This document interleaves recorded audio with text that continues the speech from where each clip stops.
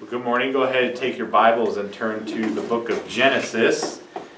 We're going to start in chapter 17, but we won't dwell there long, just simply because that's not where our focus of study is today. Last week, we finished up the life of Abraham. We kind of started his life a few weeks ago, and then due to the COVID virus and other things going on, we had to take a break for a while, but we were able to finish up his life, looking at kind of the birth of Isaac and the final testing of Abraham's faith, as well as some of the things that happened in his old age as he passed on. We looked at how he was 100 years old when his son was finally born to him.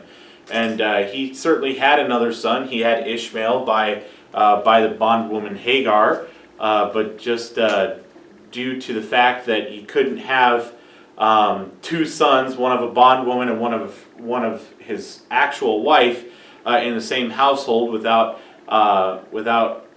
any kind of peace whatsoever, Ishmael was cast out, and God told him to do so. God told Abraham that it was okay to send Ishmael and Hagar out, simply because he had made a promise to Ishmael also to turn him into a great nation. Certainly Ishmael, not being the son of the promise, was not the one who would have the Abrahamic covenant passed on to him, but God saw fit to give a little bit of the blessing that he had given to Abraham to Ishmael as one of Abraham's sons.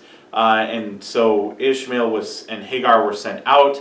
Ishmael would then become a great nation that we would see later on in the Bible as the Ishmaelites. And we saw that was from Galatians 4, a picture of the difference between those who are under law and those who are under grace. Ishmael representing those under the law, and Isaac representing those who were under grace, from Galatians chapter 4. One thing I didn't put up here in kind of this review, but we also looked at how after Sarah dies, Abraham takes another wife and has a few more sons. And one of those sons in particular had a name that is recognizable, and that would be Midian.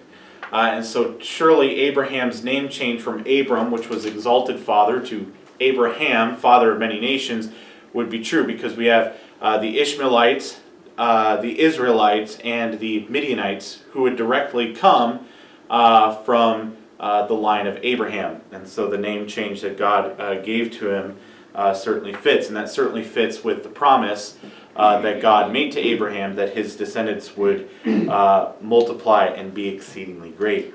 So as Abraham then dies, he's buried in the same cave that he had buried Sarah in. It's the last time that it seems that Ishmael and Isaac get together. They do get together to bury their father, and that's the last time I think that at least biblically we see that they ever get together again. And so now as we look at Isaac's life, we need to understand that, as I already said, the Abrahamic covenant would be passed on to Isaac, that Isaac was the son of promise. In Genesis chapter 17, verse 21, I'll go back to verse 19. God said, "Sarah thy wife shall bear thee a son indeed, and thou shalt call his name Isaac. And I will establish my covenant with him for an everlasting covenant, and with his seed after him. And as for Ishmael, I have heard thee, behold, I have blessed him, and I will make him fruitful and multiply him exceedingly. 12 princes shall he beget, and I will make him a great nation. But my covenant will I establish with Isaac, which Sarah shall bear unto thee at this set time in the next year." So this is where God is telling Abraham it's okay, he's talking to Abraham about reiterating the fact that Isaac will be born. Isaac's not quite yet born here. And so he's telling Abraham, don't worry, I'll look after Ishmael, but Isaac is the real son that you're going to have here. Your other son, yes, he is your son, but he's not the one to carry on the promise. Ishmael's not the one that's supposed to carry this on. It is going to be Isaac, and he will be born to you very soon. So even before Isaac is born, God promises the covenant will be passed on to him. We saw last week from Abraham's perspective the test that God set before him, but I kind of want to take a look at it from Isaac's perspective in Genesis chapter 22. If you remember from last week, we talked about how God, after Isaac is born and weaned and he grows up a little bit, God decides to test Abraham's faith one last time. And all throughout, we've looked at how Abraham will have faith for a moment and then waver in his faith the next moment. He'll waver for a moment, or he'll have faith and then waver, have faith and then waver. And so God sees fit, after Isaac is born, to test Abraham's faith one last time by asking him to sacrifice Isaac. And what we saw is that Abraham did not question, Abraham did not second guess God. He just simply took Isaac up into the mountain and there prepared him to sacrifice. And we looked at Hebrews chapter 11, that Abraham had faith in a resurrection of Isaac, that Abraham felt that he could sacrifice Isaac, knowing that God would fulfill his promise, knowing that God had said Isaac is the son of promise. So therefore, if God wanted Abraham to take Isaac's life, God was surely going to bring Isaac back.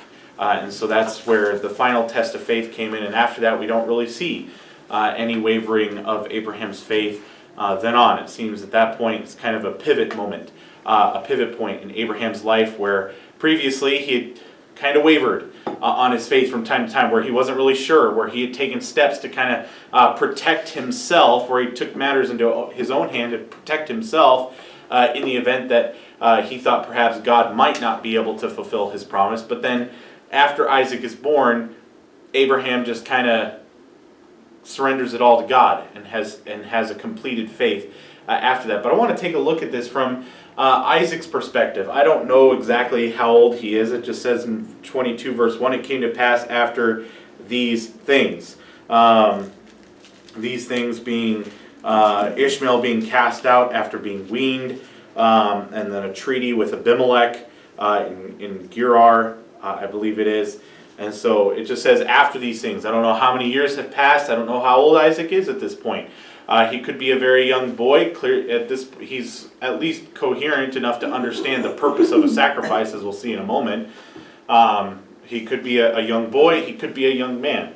I don't know at this point, but certainly he's old enough to be coherent. So God gives this testing to Abraham, but to look at it from Isaac's perspective, verse 3, Abraham rose up early in the morning, saddled his ass, and took 2 of his young men with him, and Isaac his son, and clave the wood for the burnt offering, and rose up and went into the place which God had told him.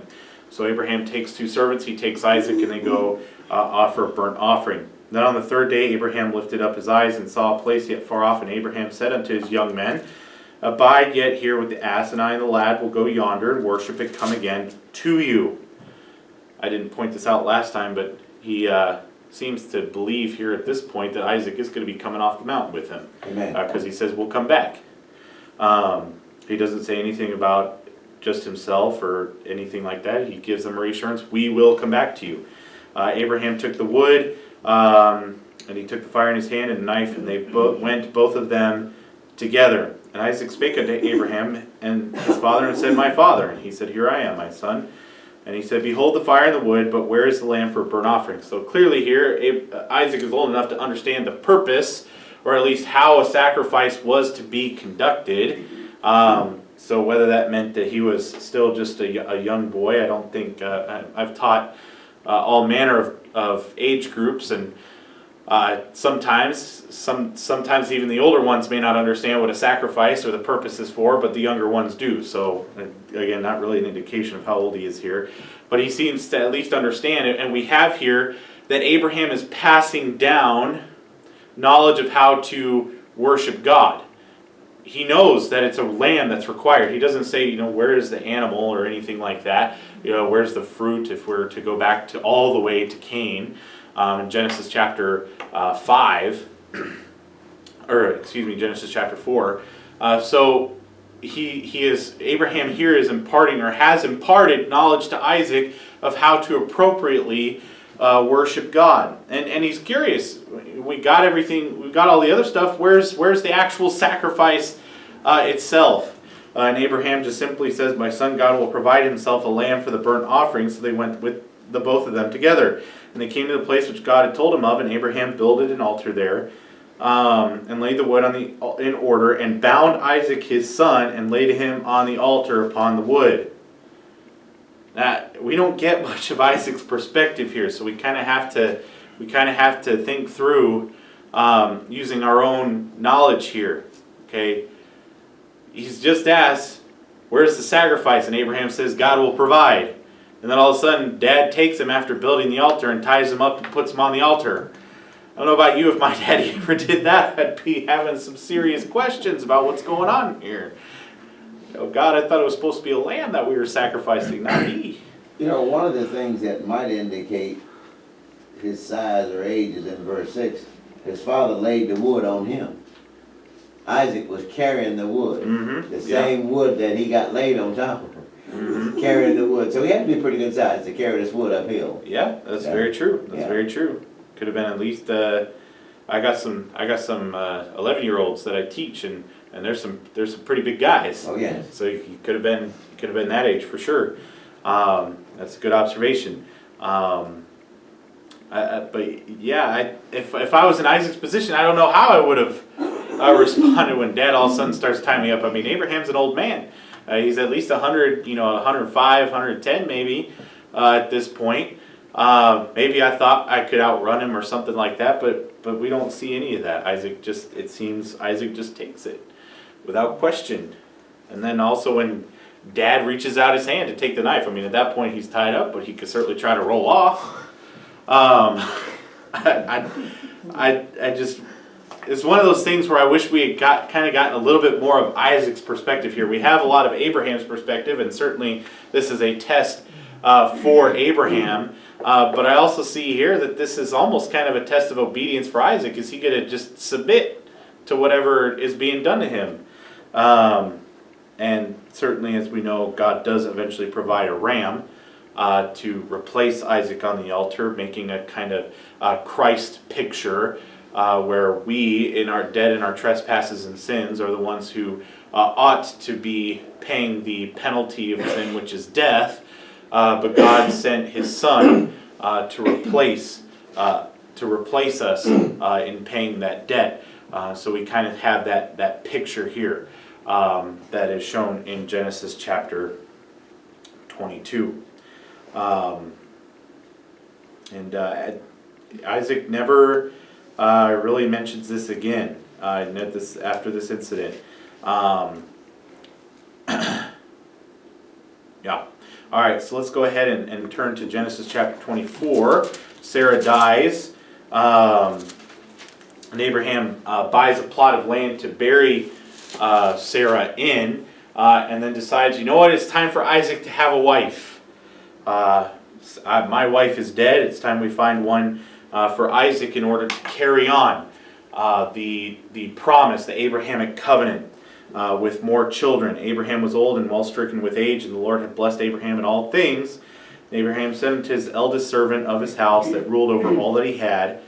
Put, I pray thee, thy hand under my thigh, and I will make thee swear by the Lord, the God of heaven, and the God of the earth, that thou shalt not take a wife unto my son of the daughters of the Canaanites, among whom I dwell. But thou shalt go unto my country and to my kindred, and take a wife unto my son Isaac. So Abraham takes his oldest servant. Perhaps this was the one that was mentioned before, when Abraham was questioning God about who the promise would pass on to, whether it was his chief servant, I believe his name was Eliezer, or not. This could be that servant. It could be perhaps a new one that has moved on. His name is never mentioned here in the scriptures that I've been able to find.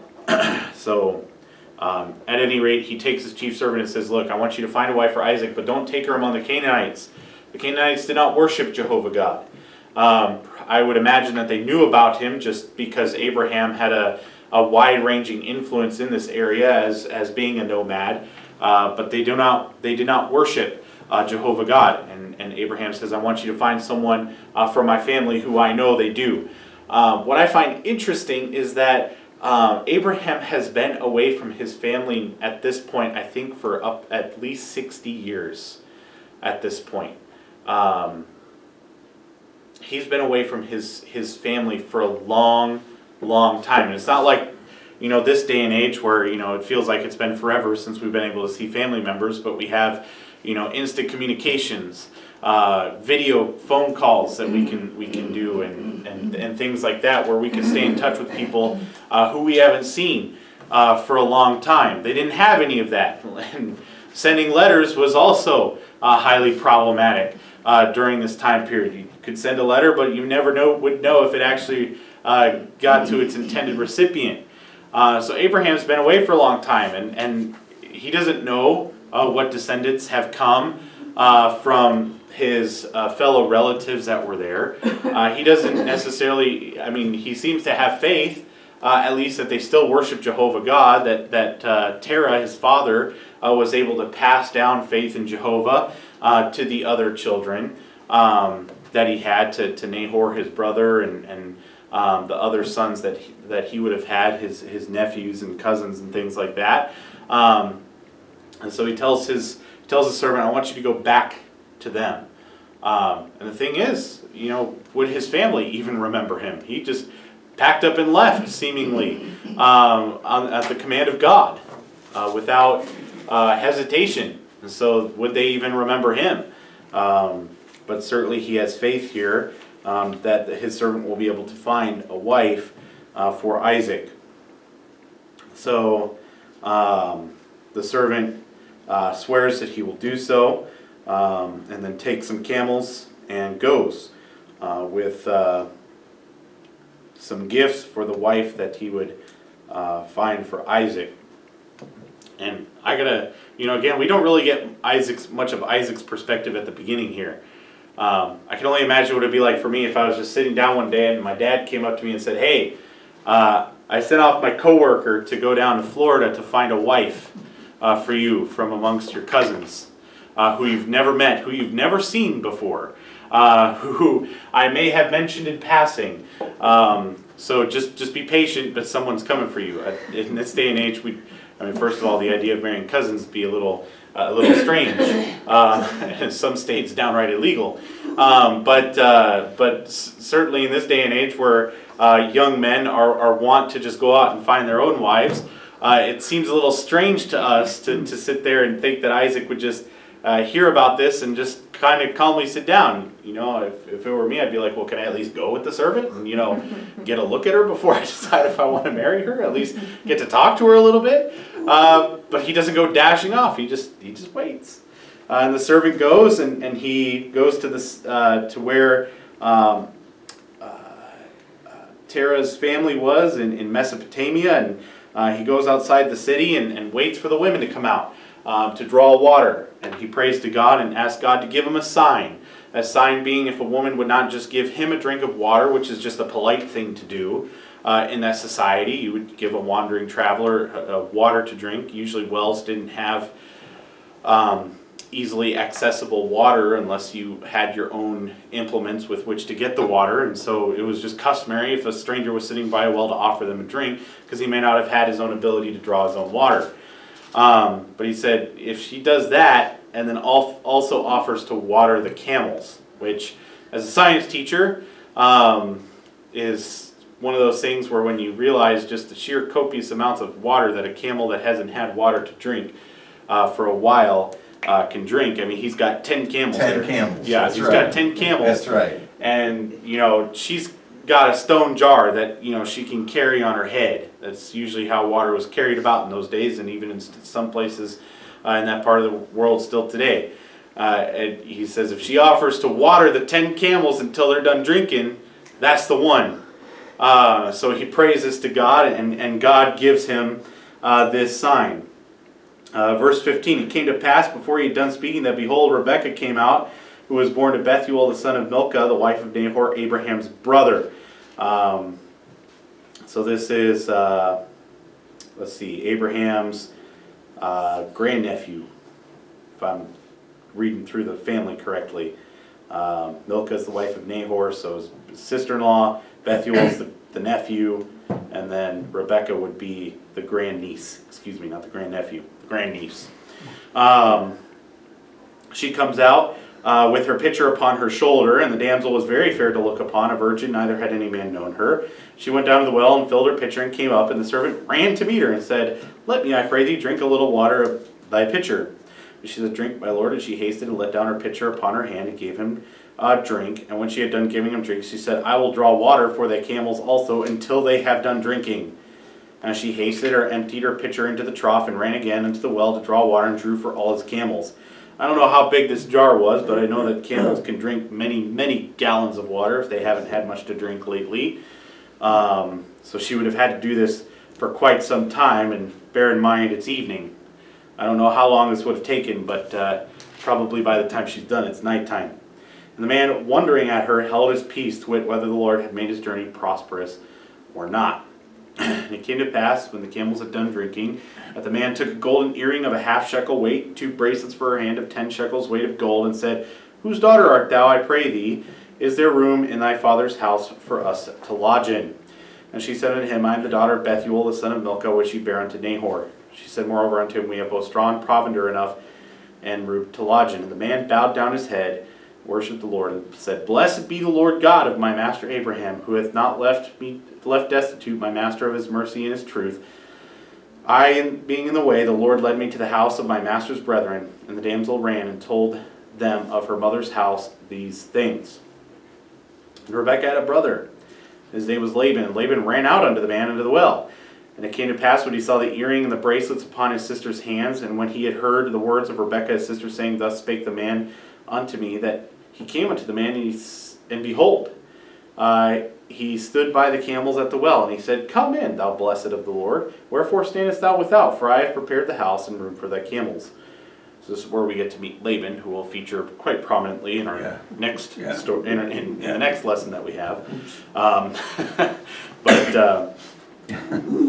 he hears what his sister has to say, and like a good brother decides, I'm going to go see this for myself, just to make sure that nothing fishy's going on here. And so he goes out and offers the hospitality to him.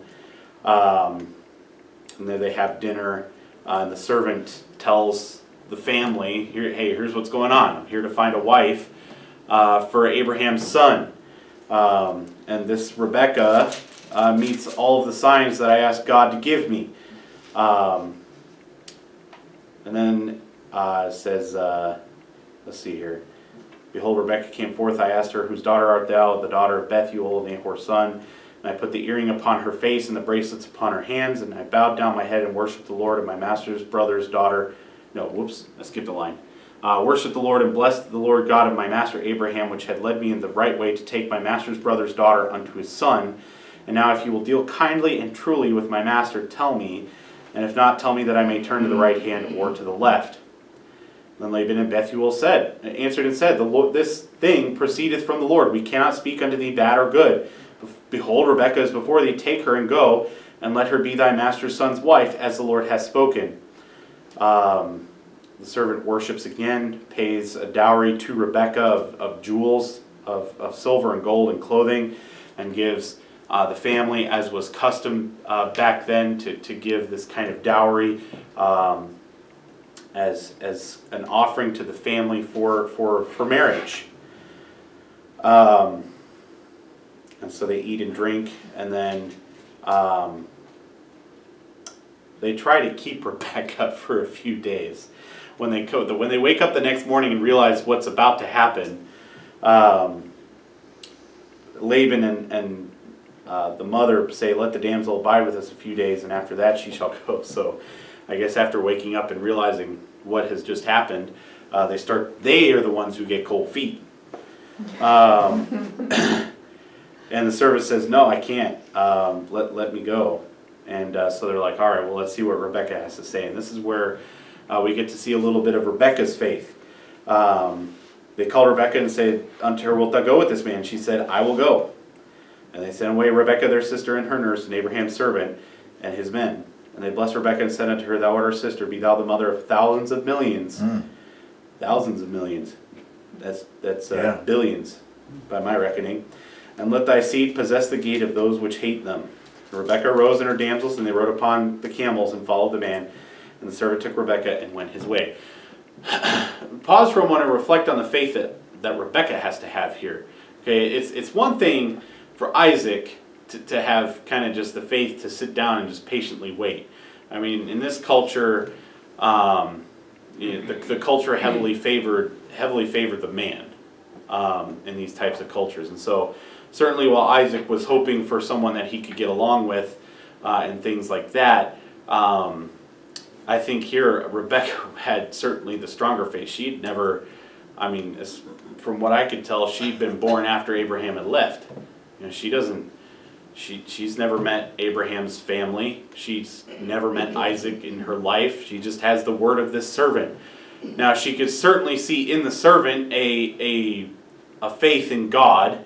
He worships God several times in front of her. He tells how he had faith in being able to find her. And so I think the servant's attitude is a good indicator to her of the kind of family that she's about to marry into, and that's certainly something that we ought to reflect on as well. The kind of application we could take away from this is when other people see us, do they have confidence in our God by looking at the way in which we live?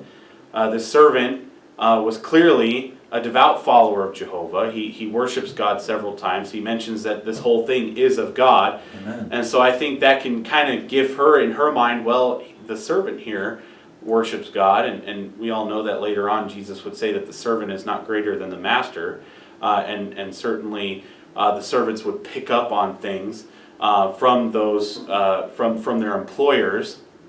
So perhaps here at this point, maybe she's thinking, you know, if he really worships God, well, perhaps the family that he serves really worships God, and that can give her confidence. May I just comment that there's a powerful lesson for us here, because here's a huge unfolding of a master plan of God. Mm-hmm. I mean, in keeping in mind the Christ who's involved in all this. And the book of Genesis slows down tremendously when we come to Abraham. Mm-hmm. And so now God is revealing all these things, and way back he's already talked to Abraham about the Canaanites and about Israel going to Egypt for 400 years, and of course they were not to intermarry and so forth. And so I believe that God is really working, even the way he worked in the mind of Isaac when his father bound him. I mean, there's a lot of supernatural things. God is supernatural.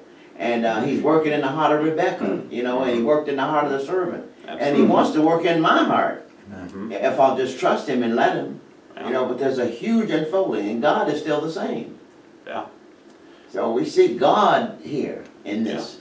Absolutely. It makes me pause and reflect on all the times that I acted out of my own desires and thinking, you know, not acting out of my own lack of faith and wondering what could God have done if I hadn't, and to think on the times where I had acted in God's faith and seen great things happen. Yes. And that's certainly a very big application to take away, where, you know, sometimes you have to take that step of faith. Yes, sir. And trust that God's greater plan is what's best. It may not seem immediate. I mean, she had no idea where she was going. Amen. She was consigning herself. I mean, it seems like from what we see here in this passage and what we'll see when Jacob comes to visit Laban later on, they had a life of luxury here. And she's about to go live the life of a nomad. Yes. But she steps out in faith. She doesn't even hesitate. Where her brother and her mother were saying, stay here with us a few days, she said, no, I'm just going to go. I'm going. This is God's will. I'm just going to go. And so she does go, and Isaac and Rebekah meet, and they end up becoming married after that. She finally got over the hump. Mm-hmm. Oh, I knew Jim. Abraham dies in chapter 25, as we saw last week, and in verse 5, Isaac receives the entire inheritance. Abraham gave all that he had unto Isaac, and all the other sons, all they get is gifts. And so Ishmael and Isaac then bury Abraham together in the same place where Isaac's mother was buried. And then the story shifts focus completely to Isaac. In Genesis chapter 25, we see that Rebekah ends up having a very similar issue to Sarah in that she is barren. Again, perhaps this is just a natural thing. Perhaps this is of God to test their faith. But Rebekah is also barren. She is unable to have children until Isaac prays. But unlike Abraham, where Abraham had to wait for many, many years, it seems that God more or less, maybe not instantaneously answers Isaac's prayer, but answers it in a hastier manner. And so she is blessed with twins, Jacob and Esau, and even from the womb, they struggle within her. And it's to the point where she has to pray and ask God, what is going on in here? I have not known many pregnant women in my life, but I know that whenever they feel movement, it's often a time of joy, so it makes me wonder how much movement must have been going on for her to be concerned about what's going on. She's told the prophecy that the elder will serve the younger, and that the younger brother would be stronger. And so I don't know if she tells this to Isaac, because Isaac never seems to really catch on to this promise. He never really seems to catch on to this saying that God has, that the younger will serve the elder, because right from the get-go, Isaac takes the eldest brother as his favorite, Esau, which is going to cause problems. Favoritism is, generally speaking, never helpful to anybody in any situation, but certainly not in families. As the older brother, I often felt that my younger brother was treated better than me. And I'm sure as the younger brother, my brother thought that as the older brother, I was treated better than him. But I could genuinely look back on my life and say that while certainly there are characteristics that endear me towards one parent rather than the other, neither of my parents have taken me or my brother as favorites. They love us both as equally. And that's an amazing thing. And I have seen families where a certain child, whether it be a particular son or a particular daughter, maybe it's a family of all sons and then they have a daughter, and they just coddle the daughter, and all the sons just kind of feel like they're left out, or maybe it's the other way around, a family of daughters, and they finally have a son, and dad just really takes to the son and almost ignores the other daughters, or maybe it's just a mix, and one particular child is more obedient or more submissive, or just has the certain mindset that mom or dad matches easily with, and the temptation there is to play favorites. And that's a temptation in every family and in every situation. As a teacher, I have to be careful not to play favorites with my students. Certainly none of you in here are my favorites, right? Right? Yeah, everyone's looking in one direction because my fiance is sitting here, and everyone knows she's my favorite. But in other situations, I have to be careful where I don't, single one particular person out as for extra special treatment, or as is often the case with me, I'm kind of the opposite. I don't have favorites, I have least favorites. And I have, the one particular, or a couple particular students that's just, everyone else, I give these students extra attention, not because I like them more, but because they tend to be a little bit more rambunctious. That's what you did to me last Sunday. You singled me out and told me I was playing hooky right out there in the hallway. Loud, talk to me. Oh yeah. Concessions. So you see my temptation. You see how hard it is. And Isaac falls to this temptation and takes Esau as his favorite. Rebekah takes Jacob as his favorite, probably because the mentality is Esau is the guy who's, every man's. Every man looks up to him. He's strong. He's out in the fields. He's hunting. All these things. And Jacob prefers to stay in the tents. Probably that's why he was Rebekah's favorite. He was out there helping mom a lot. And so we have this favoritism coming on, and we'll focus more on this favoritism when we look at the life of Jacob. But essentially, it is going to lead to several issues between them. Genesis 26, Isaac ends up committing the same lie as his dad, like father, like son. He meets up with King Abimelech. I do not think this is the same Abimelech. Abimelech is, the name Abimelech means father king. Av, A-B, like with Abraham, that's the prefix for father in Hebrew. And then Melech is the Hebrew word for king. So I do not think that this is the same Abimelech that Abraham lied to in Genesis chapter 20. It is in the same country, but I think perhaps that this is just a title that gets passed on, or perhaps as we see in like English history, where you have 8 different Henrys, or with the popes, you've got 10 different Leos and 13 Bonifaces. I think this is more of, they just kind of took on this name for themselves as they became king. But I certainly do not think that this is the same Abimelech that Abraham lied to. But essentially Isaac comes to Gerar and basically says, yeah, Rebekah's not my wife. She's my sister, does the same exact thing as his dad did. Unlike with Abraham, God didn't have to tell this Abimelech what was going on. He just looked out his window one day and saw Isaac and Rebekah sporting. Now the word for sporting is actually the same word that Isaac's name is. It's the idea of laughter. We see that word used for Isaac's name. We see it used here for sporting. We see it used when the Israelites are worshiping the golden calf, when it says they rose up to play. So I don't know exactly what's going on here, but Abimelech looks out his window. He sees Isaac and Rebekah doing something together that indicates to him they're not brother and sister. Whatever's going on, maybe he saw them kissing in a way that family members ought not to kiss. Maybe he saw them just having a romantic picnic out in the fields. I don't know what's going on here. All I know is he looks out the window, he sees this, and he quickly calls Isaac in and basically says to him, "Why did you do this to me?" And he gives the same exact excuses Abraham did. He basically said, "I don't want to die for her sake," which is probably the least romantic thing Rebekah ever wanted to hear. And so Abimelech then tells his people, "Don't touch Rebekah, she's married." So then we move on through chapter 26. Isaac stays in that land. He starts to open up the wells that his father had digged, and the natives start to fight him for it. Now, as a nomad, he doesn't have much right to any land, and so he doesn't really have much of a choice. As the natives, as he opens up the well, the natives come and say, "That's our water."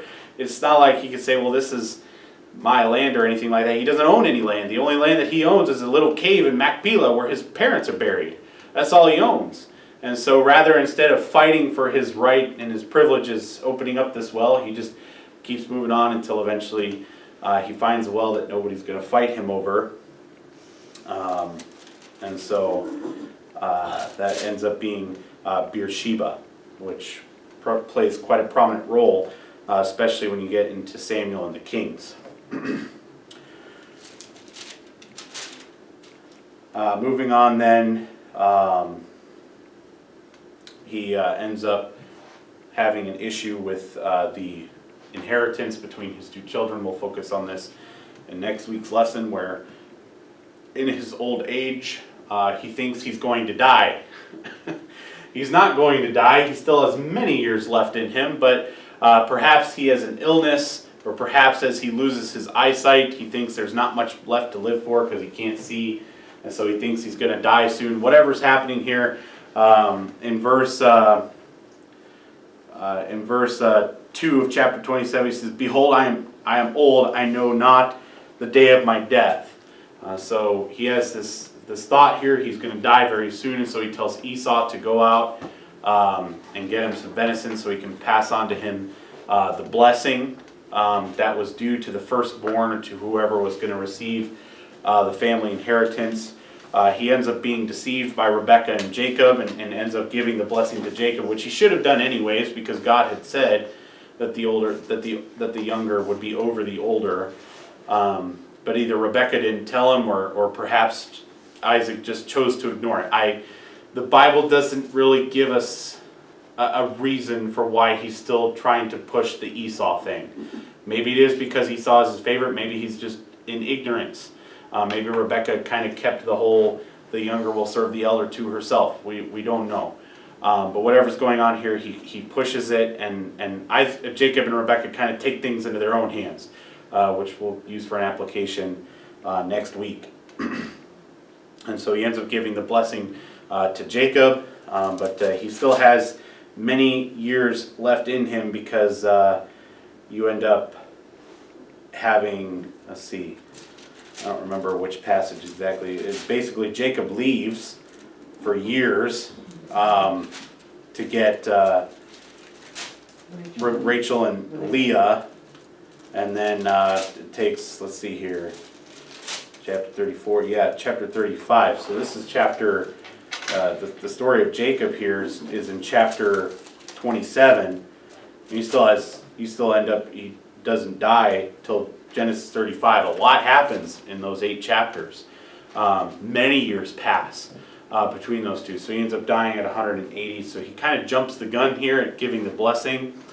But regardless, he ends up giving the blessing to Jacob, and then at the age of 180, whereas the Bible puts 104 score years, he ends up dying. He gets buried by a restored Jacob and Esau, and we'll focus on that part of the story next week. So we'll be out for a couple weeks due to Christmas break, Christmas vacation, but we'll be back for one final lesson over Jacob and his sons, and then we'll be done. So we have one more lesson to go, so hope you'll be back in a couple weeks for the conclusion of this study that we've had, and I hope that this has been a blessing to you, and certainly I look forward to finishing what we started.